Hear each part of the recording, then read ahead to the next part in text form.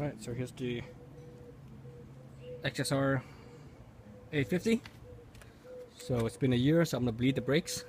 So what you need is obviously .4 brake fluid. So I got my .4 brake fluid.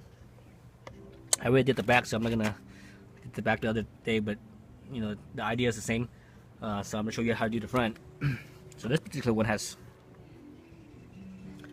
how it connects. Is that the brake line comes down, right? Comes down, it connects you to the clutch side. Then from there it loops back around to the other side. So normally when you do this, you do the side that's closest to, or excuse me, the side that's furthest from your master cylinder. So which is the throttle side, right? So let me hook that up.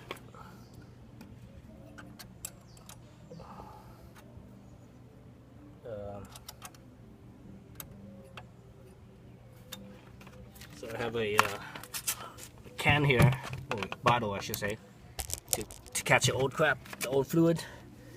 This is a 8mm box wrench. I'm just gonna loosen up real quick. Just enough, then I'm gonna just tighten it up just a little bit, just so that I could you know, put this hose on, and later on I could loosen it and tighten it without having to disrupt the hose. So this hose basically goes on the nipple,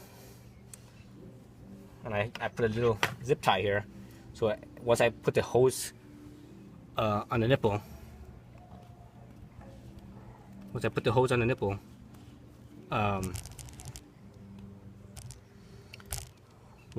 on the nipple, I can actually push it down over the nipple, so that way it stays, it has a tighter fit, so it doesn't slip off.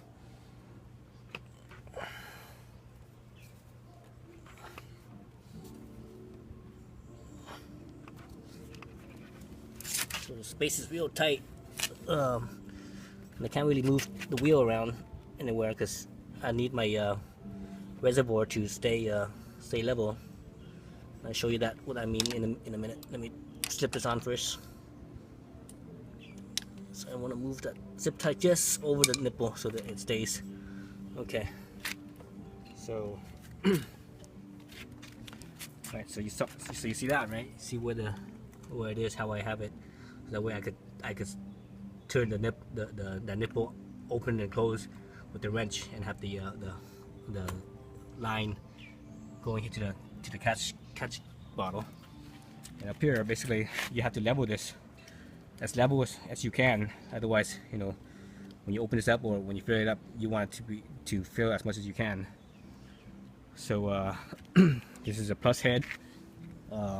Remember that anytime you're working on Japanese brand stuff, when you have a plus head, and on the plus head there's a little dot.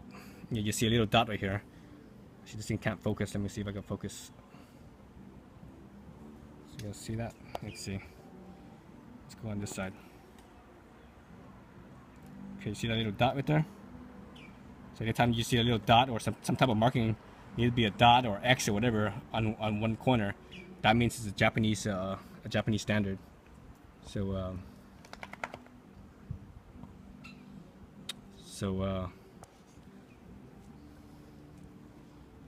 it basically needs a Japanese screwdriver, plus head screwdriver.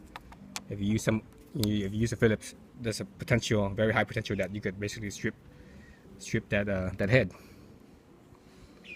So actually, let me get my little tray here, my little magnetic tray holder here.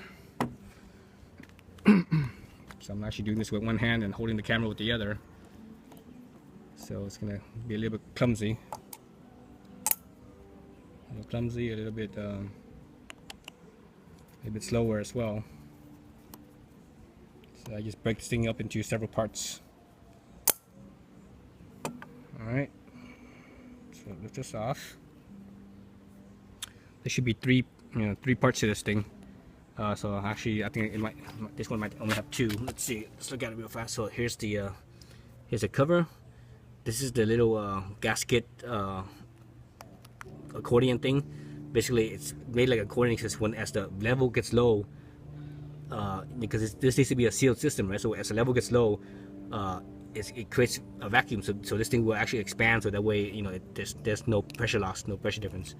And here's a little guide supporting behind it. So basically, you can see that it's kind of wet a little bit. So you know, before you put this back on, wipe everything dry and clean.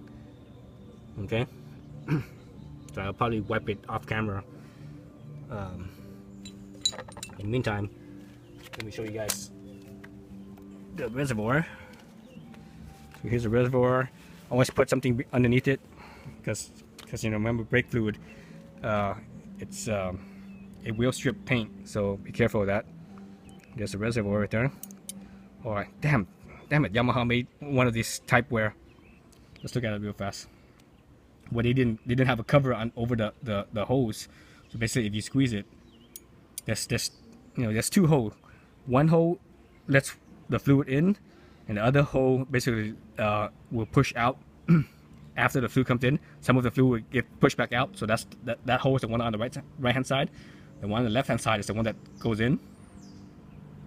And you can see, if here I'm pushing, you actually see the fluid kind of pushing up. It pushes up briefly, then it stops. That's because the little piston in there is pushing this way, where it's from this side. It pushes this way. As it pushes this way, before it reaches that hole, you know, it's pushing fluid out of that hole on the right.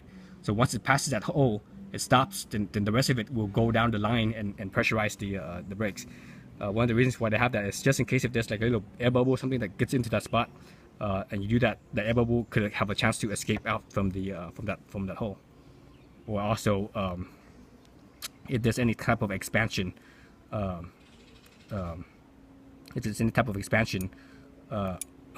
it could expand out. So yeah, so I see the two holes, and the one in the middle is nothing. It's solid. So I believe that's how this one works. Or I could be wrong, or it could be just fluid coming in the hole on the right hand side, and the piston is still hasn't covered the hole yet. So whatever's as the piston closes, it pushes out that hole, and once the piston covers that, it stops. So I don't know, one reason or the other, but whatever the case, I could actually see the piston on the left hand side. So anyways, so for motorcycles, it's recommended that you bleed the brakes every 2 years. I like to do it every year because you know, motorcycle, the brake fluid, the reservoir is not that big to begin with. So that's one. Two, you know, motorcycles tend to be a little bit higher performance, and so the brakes gets used up, but you know, in a slightly more you know, when you ride faster and brake harder, it gets used up a little bit more. And three, I could actually notice a difference in feel when I change the brake fluid, even year by year. I don't necessarily have to wait 2 years to notice that feel. I could actually notice the feel even after 1 year of use. You know, after I bleed it, it'll feel more firm, more responsive. That's the reason why when people you know, change over to steel braided lines, they're like, oh my god, it's like so much firmer and blah blah blah. Not necessarily because it's the steel lines. Steel line does make a slightly difference, but more of that difference is because they have fresh brake fluid in there, and not necessarily because of the line.